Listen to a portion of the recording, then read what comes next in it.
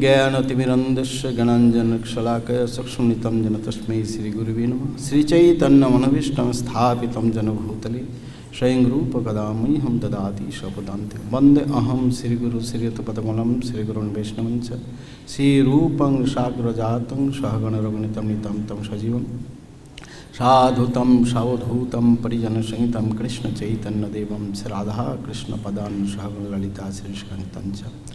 नमो विष्णुपादाय कृष्णपृष्ठाय भूतले श्रीमते भक्तिवेदान्त स्वामिने इति नामिने।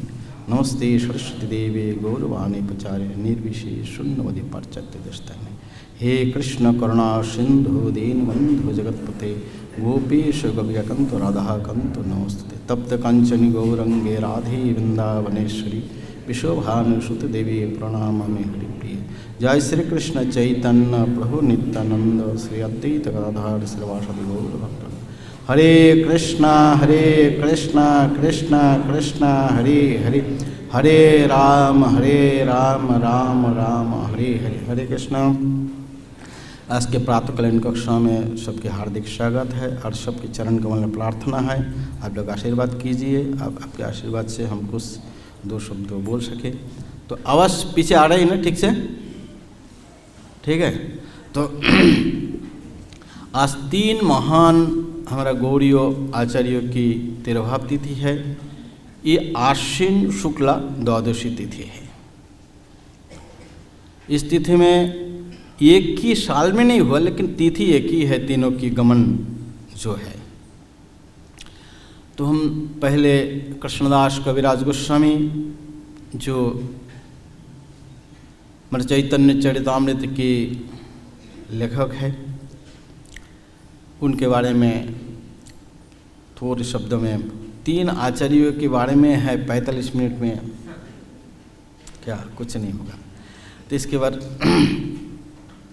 इसमें कृष्णदास कविराज गोस्वामी अपने चैतन्य चरितामृत अपने बारे में कुछ बोलते हैं और उन्होंने कैसे आए हैं ये भी बताते हैं। तो बोलते हैं झमाटपुर, नोईहाटी झमाटपुर में गांव में इनकी जन्म है। इनके पिता के नाम थे भगीरथ और माता सुनंदा। बौद्ध परिवार से है जो आयुर्वेदिक डॉक्टर होते हैं। कविराज, इसको कविराज भी बोलते हैं। तो इसलिए कृष्णदास डबल कविराज है। ये भौतिक बीमार की दवाई देने वाले हैं और आध्यात्मिक बीमार की भी दवाई देने वाले, दोनों कविराज, इसलिए कविराज है। कोई भी राजा है। तो बौद्ध परिवार से थे, लेकिन दुर्भाग्य यह है कि 6 साल जब कृष्णदास के आयु थे इस समय उनके पिता के देहांत हो गया। और पिता देहांत होने से उनकी माता भी थोड़े दिन में ही उनकी भी देहांत हो गई। तो देखिए उनके कृष्णदास कविराज है 6 साल के, उनकी भाई एक छोटे, उनसे छोटे एक भाई भी है श्यामदास। तो दोनों बड़े कष्ट से बड़े हुए, कुछ पढ़े लिखे।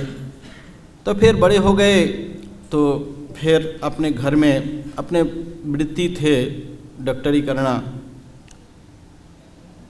तो अपने घर में ठाकुर जी राधा कृष्ण की स्थापना किए हैं। फिर बंगाल वगैरह में क्या होता है, इधर देवी के जागरण होते हैं ना, उधर कृष्ण कीर्तन के जागरण होते हैं, कभी कभी रात भर कीर्तन होते हैं। तो कृष्णदास कविराज के घर पे कृष्णदास कविराज खुद लिखते 5वें अध्याय में आदि लीला के कि हमारा घर पे एक दिन ऐसे अहोरात्रि मतलब रात भर के कीर्तन थे। ऐसे इस कीर्तन में नित्यानंद के परिकर मिनी कीर्तन रामदास को भी निमंत्रण था। ये गोप जो ब्रज लीला में गोप शाखा है, लगभग शाखा लोग जो है नित्यानंद के साथ में रहते थे। तो नित्यानंद के परिकर है। ऐसे दिव्य भाव को वर्णन किया गया है कि कभी रोड में खड़े हो गए त्रिभंग होकर 3 घंटा 4 घंटा बस वैसे ही खड़े रहेंगे। कभी कभी भाव विकार ऐसे होते हैं, एक साइड बहुत हिलता है, एक साइड जरबत हो जाते हैं। ये रोंगटे जैसे कदम फूल जैसे खड़े हो जाते हैं, अलग अलग विकार एक साइड में, एक साइड जरबत है। ऐसे ही देव भाव में रहते थे, नित्य परिकर है। तो निमंत्रण पाकर वो भी आए हैं। जब ये मिनी कीर्तन रामदास आके बैठे, सभी लोग प्रणाम करने के लिए बहुत ही होड़ लग गया। तो ये भी प्रेम से किसी को हाथ से थोड़ा चप्पड़ मारते हैं, कोई अपने बांसुरी भी बजाते थे, बंशी से किसी को थोड़ा मारते हैं, ऐसे करते। लेकिन उनके घर पे राधा कृष्ण की स्थापना किए तो इनके पुजारी थे जिनका नाम था गुणार्णव मिश्र। ये पुजारी, भाई पुजारी को प्रणाम करना चाहिए, कम से ठाकुर जी को तो प्रणाम करो, दर्शन आरती को होने के बाद तुरंत आकर प्रणाम करना चाहिए ठाकुर जी को। अंदर तो प्रणाम नहीं करते हैं, बाहर आके प्रणाम करना चाहिए। तो ये निकेतन रामदास जब बैठे, वो गुणार्णव मिश्र प्रणाम, सभी लोग प्रणाम किया आके, वो प्रणाम करने नहीं आया। तो निकेतन रामदास जानकर बोलते ये द्वितीय रोमहर्षण है। बलदेव देखकर, बलराम जी को देखकर जो संभाषण नहीं किया, वो वैश्वासन बैठे ही थे। तो बोले ये भी द्वितीय, दूसरा रोमहर्षण ये गुणार्णव मिश्र है। तब कीर्तन हुआ। कीर्तन रात भर कीर्तन होने से वो थोड़ा अप्रसन्न थे और अपने रात को जाते समय उनके जो बांसुरी है उसको तोड़ के चले गए। और उनके भाई श्यामदास के साथ भी थोड़ा तर्क हुआ था। बोले वो ठाकुर जी की सेवा कर रहे नहीं है तो क्या हुआ, उनको वो गुणार्णव मिश्र के साथ में थोड़ा सपोर्ट किया। तो क्रोधित होकर चले गए। कृष्णदास कविराज बोलते हैं दोनों भाई हम लोग हैं, तो मेरे साथ थोड़ा विवाद हुआ।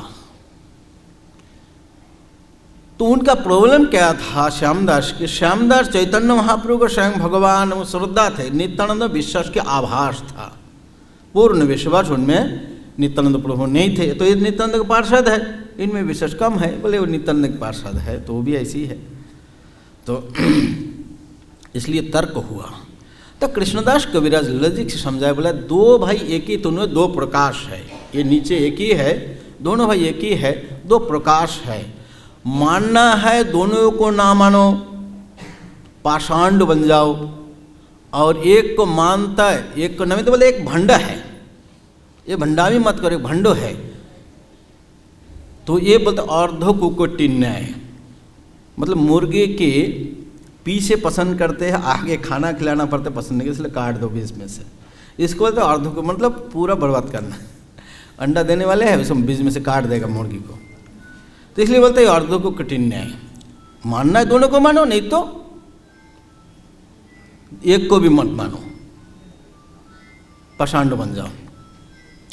तो बोलते कृष्णदास कबीर स्वयं बोलते कि इसी रात को मेरा भाई का सर्वनाश हो गया।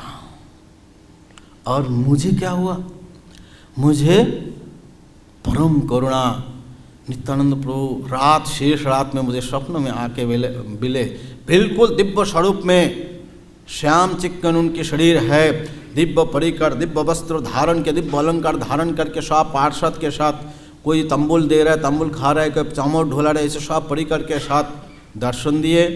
और मैं दंडवत प्रणाम किया और उन्हें मुझे अपने उनका चरण कमल मेरे सिर में रख दिए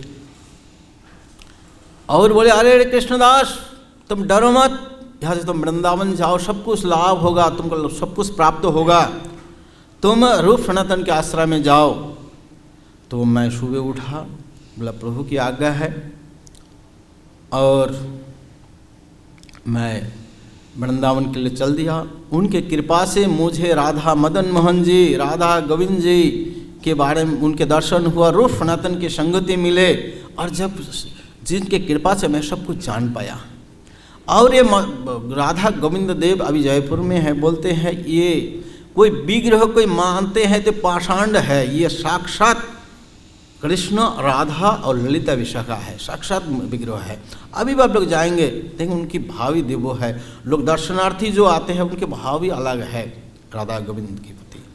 तो बोलते साक्षात इनका मुझे दर्शन मिला तब, और बोलते हैं देखो नित्यानंद प्रभु इतनी कृपालु, इतनी उदार है, जो आगे पढ़ते हैं उनके नज़र में आगे उसका निस्तार हो गया, जो उनके नज़र में उनका आगे चलते फिरते उनका आगे में आगे उनके नज़र में आगे उसका उद्धार हो गया। इतना कृपालु है कि देखो मैं जैसे निर्विघ्न हूँ, मुझे प्रति कृपा, मुझे कोई गुण नहीं है, मैं जगाई मदाई से ज़्यादा पापी हूँ, मैं टट्टी के कीड़ों से भी उससे भी उसका कीड़े हो, और जो मेरा नाम सुनता है उसका पुण्य खत्म हो जाते हैं, जो मेरा नाम लेते है उसका पाप होता है। ऐसे निर्विघ्नो मैं, वो भी मुझे उन्होंने कृपा किया है, मेरे प्रति उन्होंने कृपा किया है। एक नित्यानंद के अलावा जगत में ऐसे कौन हो सकते हैं जी ऐसे मुझ जैसे कुपात्र को सुपात्र कर दिए।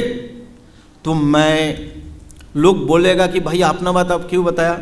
मैं इसलिए बताया हूँ क्योंकि मुझे कृतज्ञता दोष लगेगा यदि नहीं बताऊंगा कि नित्यानंद प्रभु इतना कृपा है। एक कृपा की उदारता के बारे में जानकारी देने के लिए जो नित्यानंद के शरण में आओ, इतनी कृपालु है, इसको बताने के लिए मैं अपना बात मुझे कहना पड़ा। तो इस प्रकार वृंदावन आए, आकर राधा कुंड में, और रघुनाथ दास गोस्वामी भजन कुटीर के पास उनकी भी भजन कुटीर है। रघुनाथ दास गोस्वामी 16 साल महाप्रभु के पास चरण में रहे, अंतरंग सेवा किया, फिर आगे वृंदावन में आकर राधा कुंड में रहे।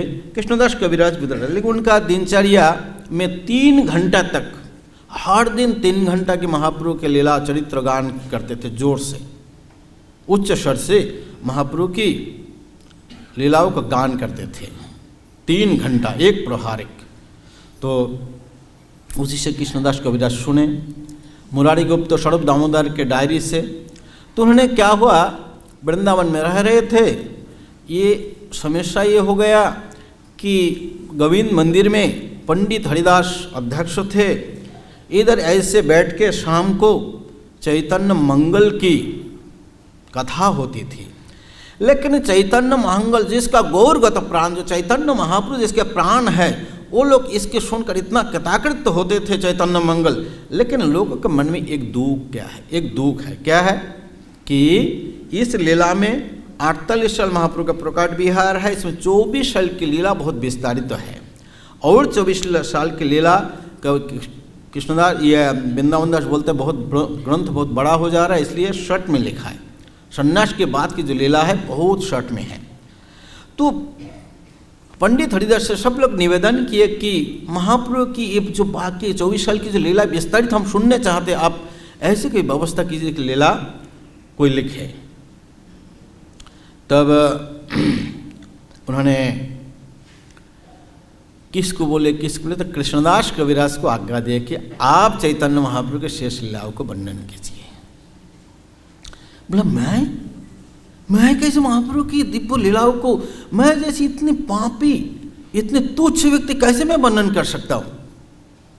बोला नहीं मेरे से नहीं हो। तो भी उसी समय लोकनाथ गोस्वामी, भोगारव गोस्वामी, जीव गोस्वामी, गोपाल भट्ट गोस्वामी, रघुनाथ दास गोस्वामी, रघुनाथ भट्ट गोस्वामी, यादव आचार्यों, जो भी महाप्रभु के परिकर आदि थे, सभी लोग रूप सनातन नहीं थे, तब आज्ञा देखे नहीं आप ही कीजिए। तभी जब बार बार वैष्णव लोग बोल रहे हैं तो बोले, उन्होंने सोचे ठीक है, जब हम योग्य नहीं है, लेकिन सबकी इनकी इच्छा है, जो भी हमारा मुझे आते हैं वो लिखूँगा। तो आज्ञा लेकर, वैष्णव आज्ञा लेकर मदन गोपाल बोलता है मेरा कुल देवता है, मेरा इष्ट है, उनके पास मदन गोपाल के पास गए, जाकर दंडव सभी वैष्णवों को साथ में लेके गए आज्ञा मांगने के लिए। तो दंडवत प्रणाम करके आज्ञा जब मांगे, मदन मोहन की माला टूट के तुरंत गिर पड़ा, और सभी लोग हरी हरी हरी हरी बोले, और सभी प्रफुल्लित हो गए, और ये भी कृताकृत हो गए, प्रभु की आज्ञा हो गई। तो गोसाईदास पुजारी थे, माला उनको पहनाया, माला पहनने से तुरंत वो कृताकृत होकर रो के वही भी ग्रंथों का प्रारंभ कर दिया। तो और एक अद्भुत चरित्र उनमें है, दुनिया में हर कोई के विचार कि मैं अच्छा बोलता हूँ, मैं अच्छा लिखता हूँ, और दूसरा डाउन है, लेकिन कविराज गोस्वामी उल्टा है। बोले चैतन्य लीलावास वृंदावन दास कुले चैतन्य मंगल जहार श्रोण सर्वज अमंगल।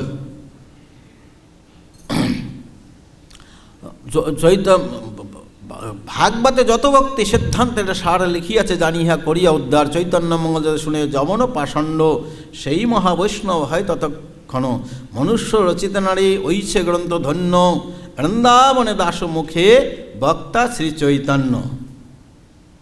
तो बोलते हैं ये उनकी जो चैतन्य मंगल की गुण पहले गाते हैं। बोले वृंदावन चैतन्य लीला की जो व्यास है ये वृंदावन दास ठाकुर है और उन्होंने चैतन्य मंगल की रचना किया जिसके श्रवण मात्र सारा मंगल नष्ट हो जाएगा, केवल मंगल ही मंगल रहेगा। और कृष्ण लीला भागवत में वेद व्यास जी बताए चैतन्य लीला के व्यास है और भागवत जितनी भक्ति के सिद्धांत है उद्धार करके पूरे संक्षेप में सरल करके उन्होंने लिखे हैं। चैतन्य मंगल में लिखा है जो भक्ति के जितना भी सिद्धांतों के सार है वो चैतन्य भागवत में वृंदावन दास ठाकुर लिखे। यदि यवन है पाषांड है यदि चैतन्य मंगल के श्रवण करे तो वो महावैष्णव हो जाएगा। भाई मनुष्य ऐसे ग्रंथ को रचना नहीं कर सकते हैं। वृंदावन दास के मुख में वक्ता श्री चैतन्य महाप्रभु है। और तो मैं जो अभी लिखूंगा उन्होंने जो लीला विस्तार से लिखा मैं इसको सूत्र रूप में लिखूंगा। जो उन्होंने सूत्र रूप में लिखा मैं उनको विस्तारित करूंगा, मैं उनका उच्चिष्ट चर्वण करूंगा। मैं अपने से कुछ नहीं लिखूंगा, उनके उच्चिष्ट मैं चर्वण करूंगा और उनके कृपा के बिना प्रकाश नहीं हो सकते हैं। तो उनके चरण कमल में उनके ग्रंथ की प्रशंसा करके अपना ग्रंथ को प्रारंभ किया और बोलते हैं अपनी अनुभव। बोले ये ग्रंथ मुझे मदन मोहन जी लिखाते हैं और मेरा लिखना कैसे है, जो पैरोट है तोता है वो यही शब्द बोल सकते जो उनको सिखाया जाएगा, उसके अलावा एक भी शब्द नहीं बोला जाए बोल सकते हैं। तो इसलिए मेरा लिखना है पैरोट की जैसे वो जो गाते हैं ऐसे कृष्ण मदन गोपाल जो मुझे बोलता है मैं वैसे लिखता हूँ। सही लिखे मदन गोपाल मोरे जे लिखा है कास्टेर पुतली जनो कुहा के नाचा, मैं वही लिखता हूँ जो मदन गोपाल मुझे बोलते हैं। और जो लकड़ी के पुतले होते हैं जैसे नचाने वाले जैसे नचाते हैं तो मदन मोहन मुझे जैसे नचाते हैं वैसे मैं लिखता हूँ। मुझे कोई सामर्थ्य नहीं है। और अपने अनुभव बताते हैं कि मैं 88 साल हो गए थे। बोला मैं वृद्ध हूँ, मैं जरा हूँ, मुझे आँखों से दिखाई नहीं देता, मुझे श्रवण कान में सुनाई नहीं देते हैं, मन में कुछ स्मरण नहीं होता है। वृद्ध होने से स्मरण नहीं रहता है, स्मृति नहीं रहती है। बोले स्मरण कुछ मन में नहीं और लिखते हुए हाथ हिलता है। फिर भी मैं लिखता हूँ, ये मेरा विस्मय है, मैं कैसे लिख रहा हूँ। वो लेखक को स्वयं विस्मय कर देते हैं। तो इसी प्रकार चैतन्य चरितामृत लिखे, फिर गोविंद लीलामृतम और सारंग रंग दा टीका कृष्ण कर्णामृत में उन्हें लिखे। तो ये 3 अमृत हमें दिए। संसार से लिया बहुत कम, दिया बहुत ज़्यादा। शुष्क माधुकरी फटे थोड़ा तो कपड़े पहन के ऐसी हमें अमृत दे के गए, अशेष दान। तो हम यहाँ उनके तो आज की तिथि में ये उनके जन्म हुआ था महाप्रभु 86 में हुआ था, 86 में, और इनके जन्म हुआ 96 में हुआ था, 10 साल बाद में महाप्रभु के। तो 13 तिथि इनके दिए नहीं है, लेकिन तिथि दिए है, साल नहीं दिया। तो ऐसे जय कृष्णदास कविराज गोस्वामी की। तो इसके बाद तपन मिश्र बांग्लादेश में महाप्रभु से मिले थे। महाप्रभु से तपन मिश्र जी कहे, प्रभु कृपा है आमी संगे आसी। प्रभु कहे शीघ्र तुमी जाओ वाराणसी। बोला मैं कृपा हो प्रभु मैं आपके साथ में चलूँ। बोलता नहीं, तुरंत पैकअप करो और काशी में जाके रहो। तुरंत काशी भेज दिए। काशी जब तपन मिश्र आए तो 2 साल बाद रघुनाथ की जन्म हुआ। 1505 ख्रीष्टाब्द में उनका जन्म है। 1505 ख्रीष्टाब्द उनके जन्म है। तो बचपन से ही बड़े स्वभाव, सुशील स्वभाव, भक्ति भावपन्न रहे। चुराकरण आदि उनकी संस्कार वगैरह करने के बाद विद्या अध्ययन किए। जब 9 साल की आयु थे तब चैतन्य महाप्रभु झारखंड के मार्ग से आके पहुंचा काशी में और 10 दिन तक उनके घर पे रहे। 10 दिन के उनके घर पे रहे। भोजन करी महाप्रभु करे नो शयन, मिश्र पुत्र रघु करे पादो संवाहन। तो छोटा 9 साल की आयु था, कोई भजन सदन ज़्यादा कुछ नहीं किए, लेकिन महाप्रभु भोजन करके विश्राम करते थे दोपहर को। और मिश्र पुत्र रघु पाद संवाहन करते हैं, चरण दबाते हैं। ये नियम था। 10 दिन तक उनके घर पे रहे। फिर महाप्रभु वृंदावन आए। वृंदावन से 2 महीने घूमने के बाद काशी में जाके 2 महीना तक चंद्रशेखर के घर पे रहे और दोपहर को तपन मिश्र के घर में प्रसाद लेते थे, उस विश्राम करते थे और रघुनाथ सेवा करते थे। फिर महाप्रभु विदाई दे के चले गए। बहुत विरह में सभी तपन मिश्र, चंद्रशेखर, महाराष्ट्रीय ब्राह्मण और रघुनाथ बड़े विरह कातर में रहे, अध्ययन किया। फिर सभी कुछ त्याग करके उन्होंने जगन्नाथपुरी में महाप्रभु से मिलने के लिए गए। प्रेम ऐसे नहीं होते हैं। पैदल चला तो ढोके बहुत सारे सामान लेके गए महाप्रभु के लिए, महाप्रभु खिलाने के लिए ले गए। झाली, राघव की झाली आप लोग सुने होंगे, तो वो ऐसे भी झाली सजा के एक व्यक्ति ले गया, साथ में एक व्यक्ति को ले गए ढोके वो सब ले जाने के लिए। तो ऐसे बंगाल होकर महाप्रभु के चरण कमल में आके पहुँचे। महाप्रभु कृपा आशीर्वाद किए तो महाप्रभु को रघुनाथ दंडवत किए भट्टो जी। फिर बोले ये तपन मिश्र दंडवत कर रहे प्रभु, ये चंद्रशेखर दंडवत कर रहे, इनके के नाम से इतने दंडवत किए महाप्रभु को। महाप्रभु उनका आलिंगन किए, बोला बहुत अच्छा हुआ आपने आया है, और जाओ समुद्र स्नान करके कमल नयन जगन्नाथ जी के दर्शन करके इधर आके प्रसाद लेना। ऐसे किए तो महाप्रभु के साथ में रहे। फिर वो कुकिंग में बहुत एक्सपर्ट थे, जो भी पकाते थे बनाते थे अमृत जैसे है। तो ऐसे बीच बीच में महाप्रभु को निमंत्रण करके खिलाते थे। 8 महीना होने के बाद महाप्रभु बोले रघुनाथ आप यहाँ से काशी चला जाओ, काशी चला जाओ और वृद्ध माता पिता की जाके सेवा करो। विवाह ना करियो बोले निषेध करिला, बोला जाके शादी नहीं करना, विवाह नहीं करना। महाप्रभु मना किया उनको, ज़्यादा लोगों को मना नहीं किया, लेकिन उनको बोला कि बिल्कुल शादी नहीं करना, शादी नहीं करना, वृद्ध माता पिता की सेवा करना, उनको अंतर्धान होने के बाद आना। और वैष्णवेर पासे भागवत करो अध्यायन, वैष्णव को पास जाके भागवत पढ़ना, भागवत पढ़ाई करना और ये करना। और इसी प्रकार महाप्रभु अपने कंठी खोलकर कवच दे दिया, बेटा तेरे माया नहीं पकड़ सकता है, अपने कंठी खोलकर उनके गले में पहना दिया। बोले चाहो आशीर्वाद लेके, षडभ दामोदर आदि सबसे आशीर्वाद लेके प्रणाम करके बड़े विरह में आए। तो विचित्रता आप लोग देखेंगे, इसको रघुनाथ को भेज दिए, बोले वृद्ध माता पिता की सेवा करो। और रघुनाथ दास को बोले तुम्हार बाप जठा विषय विष्ठा करते केरा, प्रियो करी वासी विषय विषय महापीरा। कृष्ण इतना कृपार सागर, तुमको महारौरव से तुमको उद्धार किया है। ऐसे इनके माता पिता के बारे में महाप्रभु बोले। अरे इनके बोले वृद्ध माता पिता की सेवा करो। इनके भी रघुनाथ दास गोस्वामी का भी कोई नहीं था, इनका भी कोई नहीं था, और भाई वगैरह कोई नहीं थे। तो इसी प्रकार उनको भेजे।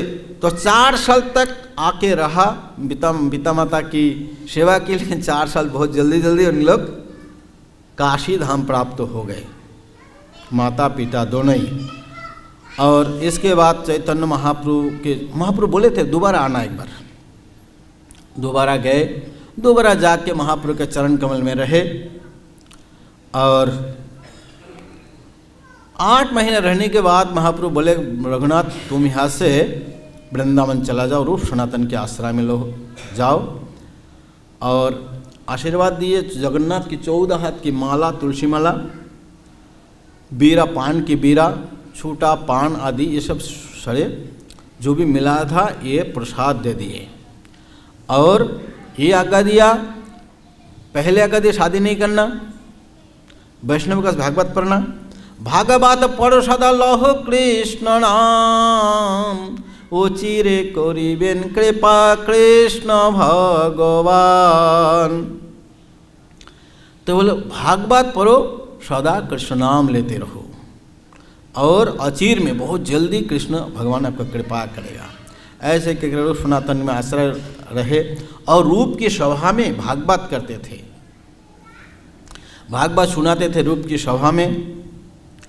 और भागवत बड़े राग रागीन के साथ पीक स्वर एक टून है, पीक स्वर में जो मोर है उसको पीक, उसी टून में भागवत अलग एक एक श्लोक पढ़ते, कोई राग में पढ़ते थे, और कृष्ण के गुण लीलाओं को जब पढ़ते थे सुनाते थे प्रेम में विभोर हो जाते थे। तो इसी प्रकार और उन्होंने सेवा दिया, रूप गोस्वामी गोविंद देव की सेवा दिए, मान सिंह को अपने शिष्य बनाया। विशाल जो भव्य मंदिर ये रघुनाथ भट्ट गोस्वामी ने बनाए अपने शिष्य मान सिंह से द्वारा।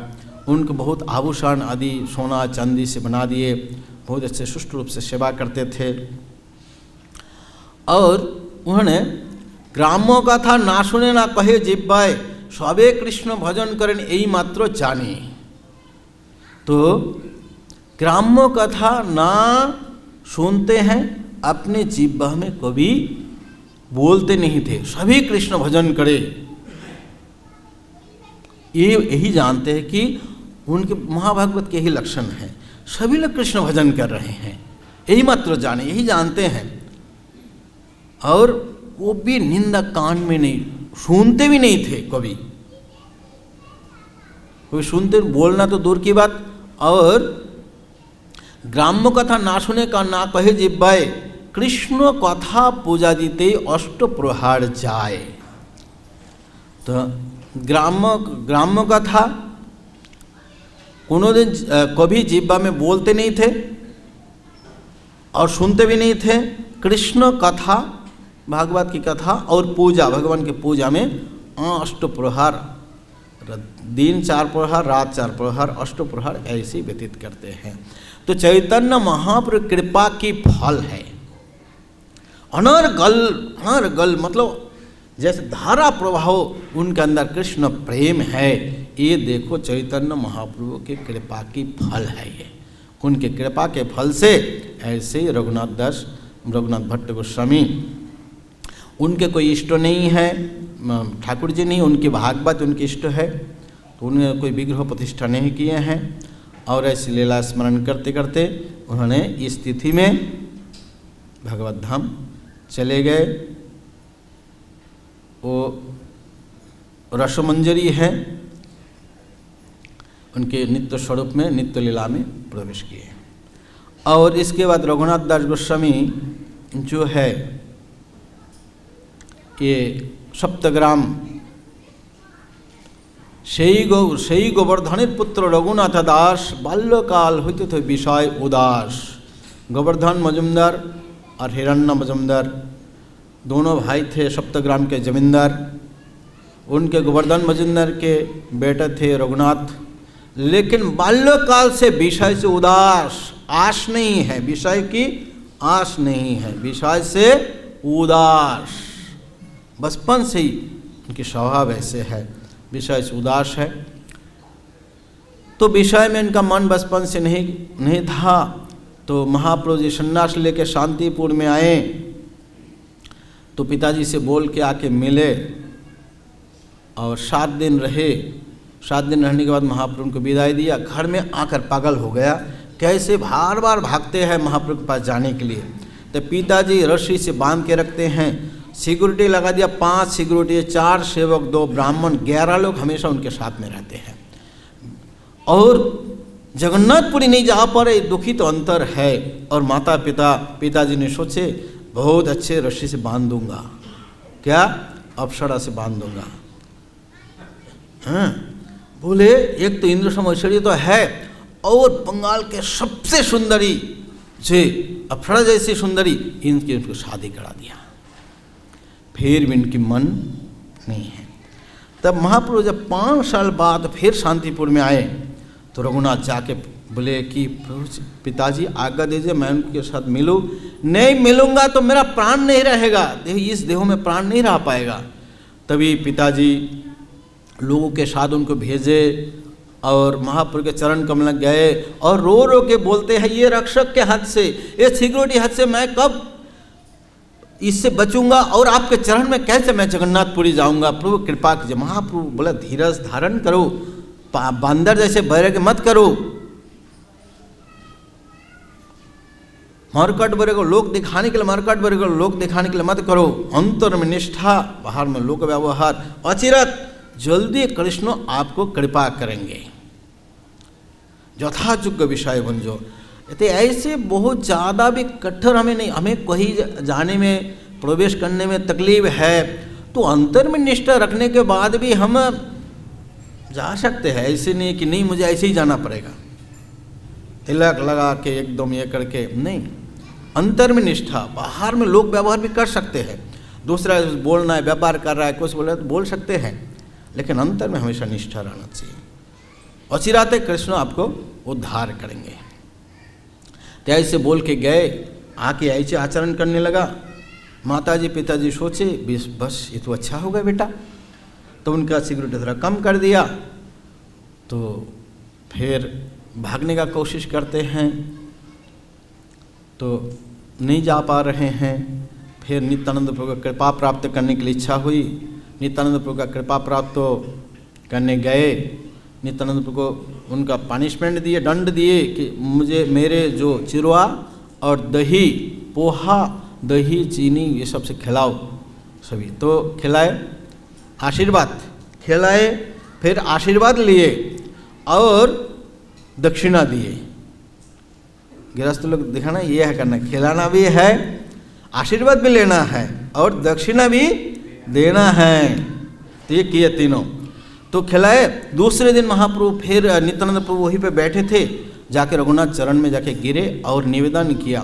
बोले मैं अयोग्य हूँ, निवेदन करने के लिए डर रहा हूँ और मैं बहुत प्रयास किया चैतन्य महाप्रभु के चरण कमल में जाने के लिए, मैं नहीं जा पाया। आपके कृपा के बिना जो कोई चैतन्य को नहीं पा सकते हैं, आप यदि कृपा करेंगे तो अधम भी, अधम व्यक्ति भी चैतन्य के चरण में जा सकते हैं। तो स्वदया, आपके दया से मुझे कृपा कीजिए, आपके चरण कमल में ही मेरा प्रार्थना अपेक्षा है। तो महाप्रभु नित्यानंद प्रभु भक्त लोगों को बोले, देखो इनके वैराग्य को तो देखो, इंद्र सम ऐश्वर्य उनके मन में नहीं भाता है। कृष्ण पाद पद्म गंधो यही जने पाए ब्रह्मलोक आदि सुख तारो नाही भाई। भगवान श्री कृष्ण के चरण कमल के सुगंधी जो एक बार किसी को मिल जाते हैं तो ब्रह्मलोक आदि सुख तार नहीं भाई। ब्रह्मलोक और इसे आदि आदि सुख भी उनके मन में कभी भाता नहीं है।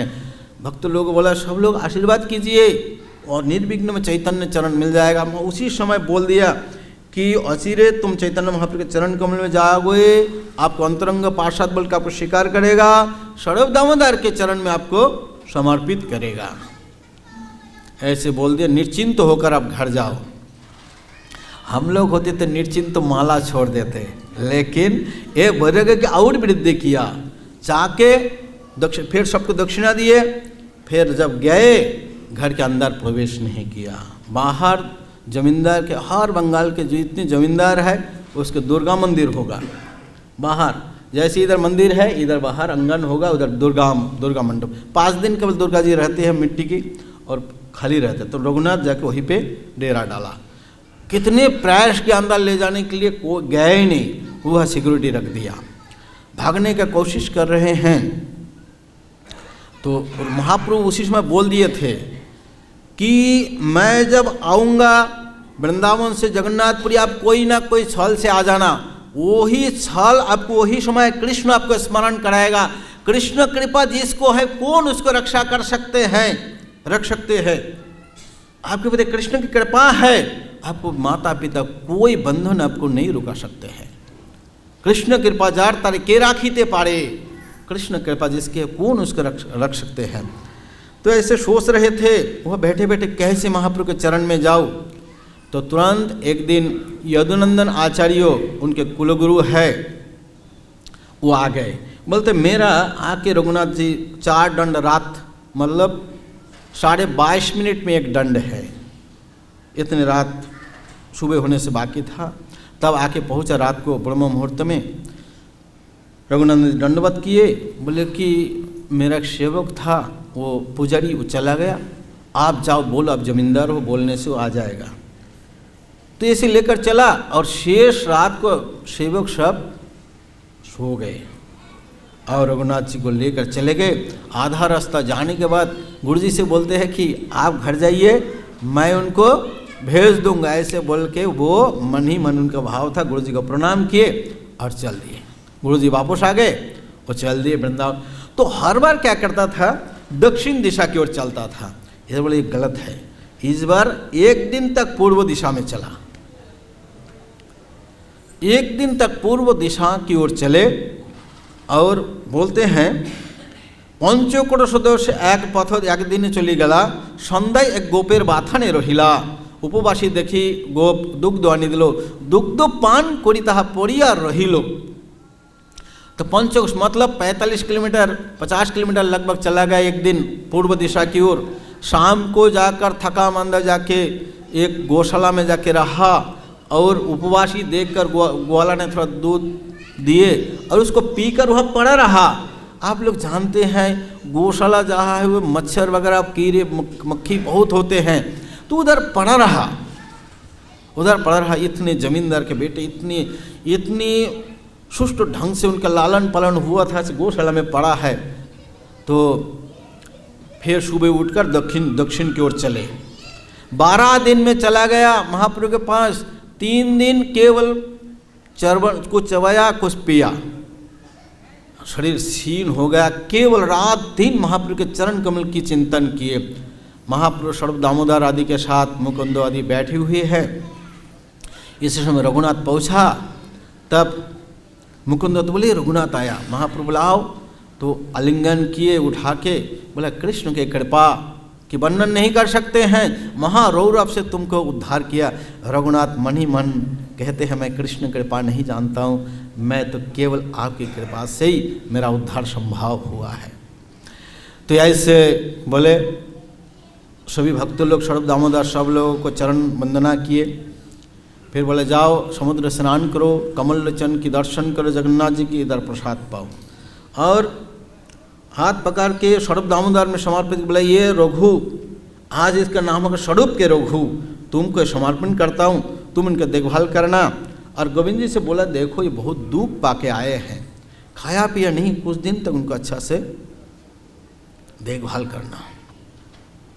तो कुछ दिन के 5 दिन, केवल 5 दिन तक महापुरुष का प्रसाद पाए। कम से कम 12 दिन इतना कष्ट करके 12 दिन लेता नहीं, 5 दिन प्रसाद लेके मन ही मन विचार का ऐसे मुझे प्रसाद लेना। हम लोग होते तो कितना सौभाग्यवान आपने को मानते थे, अरे महाप्रभु जी को प्रसाद मिल रहा है, जिंदगी को भी नहीं छोड़ना है। लेकिन एक भक्त के, उन्नत भक्त के विचार 5 दिन के बाद छोड़ दिया। वो छत्र में सिंह द्वार में खड़े होके माँ के खाते हैं। तो ऐसे महाप्रभु डायरेक्ट ज़्यादा बात नहीं करते, गोविंद से पूछते हैं वो प्रसाद ले रहे, बोले नहीं, तो सिंह द्वार में खड़ा होकर प्रसाद मांग लेते हैं।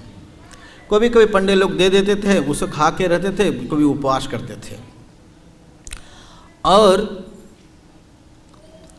एक दिन सर्व दामोदर गोविंद जी से डायरेक्ट बात नहीं करते थे।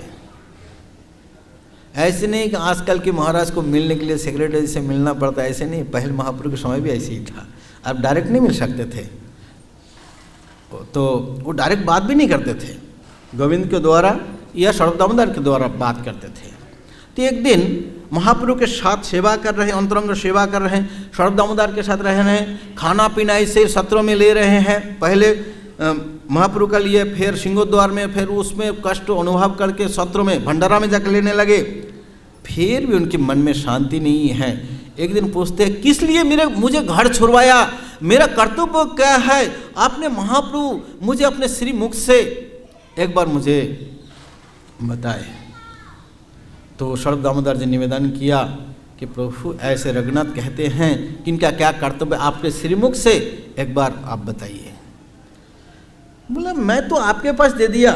आप रघुनाथ को देखकर महाप्रभु बोलते हैं कि मैं इतना नहीं जानता जितना शरद दामोदर जानता है, साधो साधन जो भी उनसे पूछो।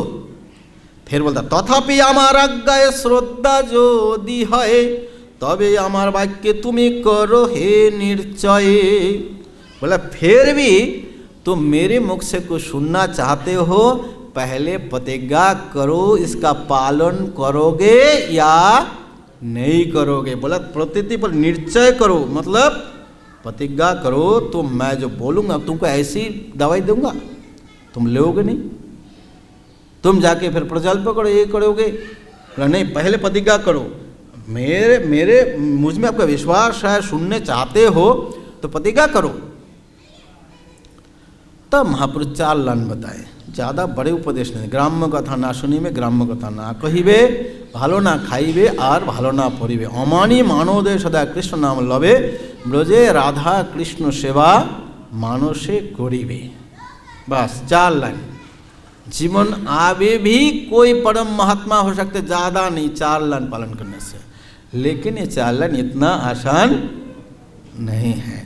तो ये बोले ग्राम्य कथा सुनना नहीं, ग्राम्य कथा कहना नहीं, अच्छा खाना नहीं, अच्छा पहनना नहीं है। आप लोग ये थोड़ा समझिए कि एक बैरागी के लिए ये बताया है, परम बैरागी है, गृहस्थों के लिए नहीं बताया। सिंपल पहन सकते, गृहस्थ से ठीक ठाक पहन सकते हैं, लेकिन एक बैरागी है। गृहस्थ धर्म बैरागी धर्म अलग है। गोविंद जी थोड़ा सा हृदय की इकट्ठा की तो उसको निकाल दिया, और वासुदेव दत्त को बोला कि ये इनको जरूर उनको इकट्ठा करना चाहिए कुछ धन। तो इसलिए वो बोला कि बस अच्छा पहनना नहीं, अच्छा खाना नहीं है, और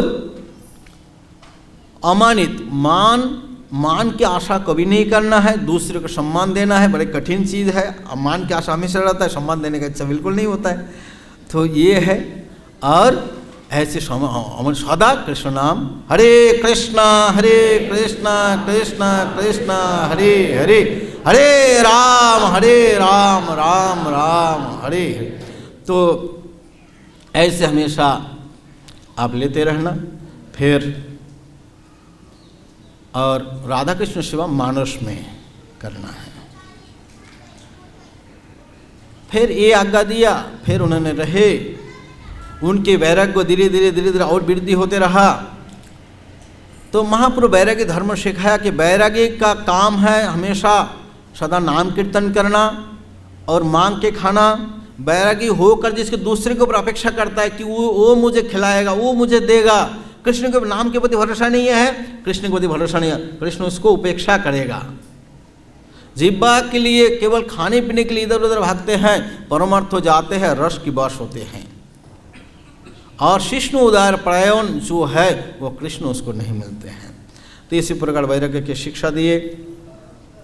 फिर महाप्रभु के साथ 16 साल रहने के बाद महाप्रभु अंतर्धान हुआ, महाप्रभु चले गए। स्वरूप दामोदर चले जाने के बाद उनके मन में दुख हुआ कि मैं इस प्राण को रक्षा करके और रख के और क्या फायदा, महाप्रभु नहीं है, स्वरूप दामोदर नहीं है। तब उन्होंने विचार किया कि वृंदावन जाऊंगा, वृंदावन जाके गोस्वामी लोगों को मिलकर वृंदावन दर्शन करके भेगोपात करके अपने आत्महत्या करूंगा। भेगोपात यही है, गोवर्धन गिरिराज जी के ऊपर चढ़ना है और नीचे कूदना है। अभी तो कूदने का जगह छोटा हो गया बहुत, तो नीचे कूद के प्राण त्याग करना है। ये भी इसको बोलता है भेगोपात, बोले ऐसे ही मैं प्राण विसर्जन करूंगा।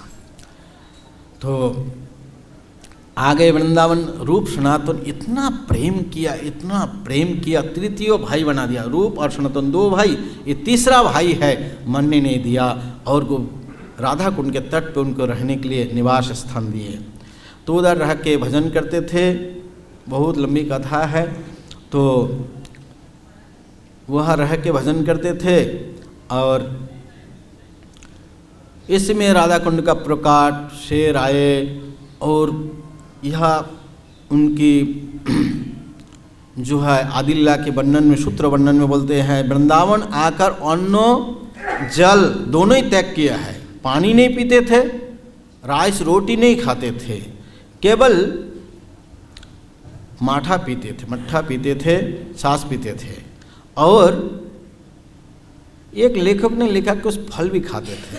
ये कहीं पे शास्त्र में वर्णन नहीं है, तुम देखा नहीं चैतन्य चरित्र, केवल मट्ठा छाछ पीते थे। तो इसी प्रकार उन्होंने दिनचर्या उनके बताते हैं कि 1000 दंडवत वैष्णव के लिए, 1000 दंडवत, 2000 दंडवत वैष्णव, 1000 ठाकुर जी के लिए, 2000 वैष्णव के लिए, और 1 लाख नाम जप करते थे। 3 बार राधा कुंड में स्नान करते थे और 3 प्रहर, 1 प्रहर 3 घंटा तक महाप्रभु के चरित्र के गान करते थे। तो ऐसे निष्ठा के साथ भजन किया। बोलते हैं रघुनाथ के नियम कैसे पाषाण की लकीर, पाषाण में लकीर खींच दीजिए, इतना आसानी से मिटता नहीं है। रघुनाथ अपने नियम से कभी चूकते नहीं थे कि नहीं आज छोड़ दो काल करूँगा, ऐसे नहीं। जो ये नियम है, 1 लाख नाम करना है, 3000 प्रणाम करना है, 3 बार राधा कुंड में स्नान करना है, 3 घंटा महाप्रभु के कीर्तन, लीला के कीर्तन करना है, इसमें से कभी नहीं चूकते थे। पाषाण उनके नियम। 5.5 घंटा उनके भजन है। 1.5 घंटा में स्नान आदि जो भी सोना जो भी करना, ये 1.5 घंटा में करना है। 5.5 घंटा भजन कीर्तन में, ये इनके नियम है पाषाण। तो इसी प्रकार आपने को आत्मनिंदा करते हैं, इनके नियम है कि सेरा कथा कानी बिना ना परे बसोन, सावधाने कइलो प्रभु आज्ञारो पालोन। मतलब एकदम कानी, मतलब छोटे कपड़े के टुकड़े है, उसको बोलते हैं कानी। छोटे पुराने कपड़े के टुकड़े है, उसको पहनते हैं, और जो गुदड़ी होते हैं फाटा हुआ, उसको ओढ़ते हैं, और सावधानी के साथ चैतन्य महाप्रभु आज्ञा को पालन किया। बहुत सावधानी के साथ पालन किया। और प्राण रक्षा लगी जब करें भक्षण ताहा खाइया अपना के करें निर्वेदन, आजन्म ना दिल जब रसे स्पर्शन। तो प्राण रक्षा के लिए जो भी खाते हैं उसके लिए अपने को कोसते हैं। मैं खाने पीने के लिए जी रहा हूँ, खाने पीने के लिए, पहनने के लिए जी रहा हूँ, ऐसे उनकी विचार है। तो इसी प्रकार रघुनाथ दास गोस्वामी आखिरी में भजन निष्ठा इतना तेज थे, दंडवत करके उठ नहीं पाते थे। दंडवत इतने कमजोरी हो गए थे, वो दंडवत कर उठना, फिर भी अपने नियम नहीं त्यागते थे। जब रूप सनातन चले गए और विरह में, वो गिरिराज को बोलते ये अजगर है, राधा कुंड बोलते शेर है। तो ऐसे इनका विरह हो गया रूप सनातन की ये से। लेकिन उनकी एक इच्छा मन में उन्हें प्रकट किया कि ये श्रीकुंड के तट पे साधु समाज के बीच में मैं इस जड़ शरीर को, उनके शरीर तो ऐसी दिव्य शरीर को मैं छोड़ना चाहता हूँ। ऐसे यह किया।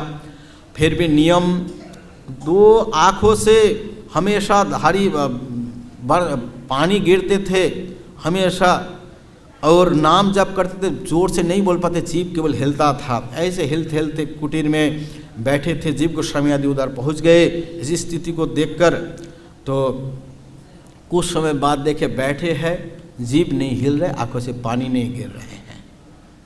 तो बाद में देखा कि अपने स्वाधाम में रतिमंजरी की नित्य स्वरूप में उन्हें प्रवेश किए।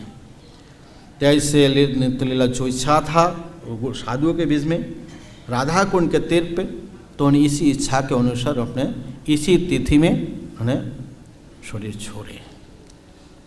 तो उनके वो 88 साल रहे। ये 20-21 साल घर पे रहे और 16 साल महाप्रभु के साथ रहे, और इसके बाद जितने समय हैं ब्रज में बिताए। ब्रज में बिता के इसी प्रकार रघुनाथ दास गोस्वामी, बहुत लंबी कथा है, तो थोड़ी समय में 3 आचार्य की कथा क्या सुनाएं, हम बोल के यहाँ विराम देते हैं। आप लोगों को बहुत बहुत धन्यवाद हैं। जय रघुनाथ दास गोस्वामी की, रघुनाथ भट्ट गोस्वामी की, जय कृष्णदास कविराज गोस्वामी की, जगत गुरु श्रील प्रभुपाद की। श्रीमद् गौर भक्तवृंद की निताई गौर प्रेमानंदे हरि हरि बोल। तो ये है उनके चरण कमल में प्रणाम करना चाहिए। उनके समाधियों को रघुनाथ भट्ट की समाधि है, ये 64 महंत की बैठक है ना, उसमें है रघुनाथ भट्ट की समाधि है। 64 रंगनाथ के उधर जाके उनकी समाधि है रघुनाथ भट्ट की। और इधर राधा दामोदर में कृष्णदास कविराज गोस्वामी और राधाकुंड में 3 एक जगह उनको समाधि है। तो दर्शन कर सकते, उनसे प्रार्थना कर किंचित वैराग्य हमारे अंदर आ जाए। हरे कृष्णा।